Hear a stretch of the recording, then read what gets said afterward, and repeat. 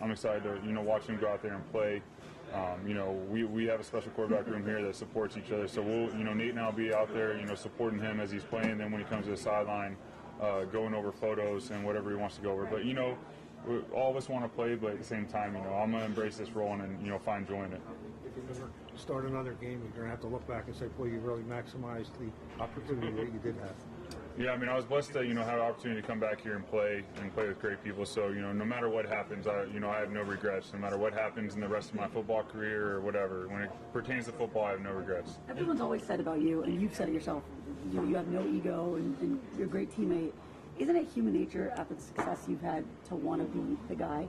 Yeah, absolutely, and I know that, and that's something that I am aware of, and that's the big thing is just focusing in on, going back to, and, I like to think about my life and the journey I've been on, the people that have been there, the ups and downs.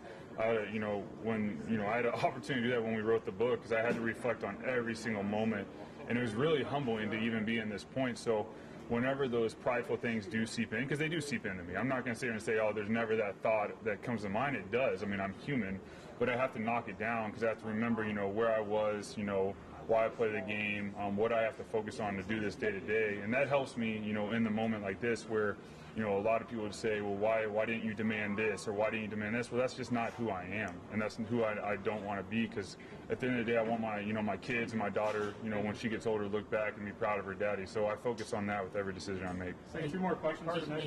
Carson's been, he talked about the excitement of finally coming back, but for the most part, at least from gathering some of the players, it's been not over the top. He's been a little subdued about it this week because I think what they have said, they understand that he deference to you and what's going on.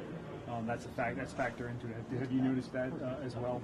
I think that I know he's excited, but at the same time, when you work and you're going out there, this has been a long time coming. You're trying to hone in all your emotions. So, he's worked his butt off to get to this point.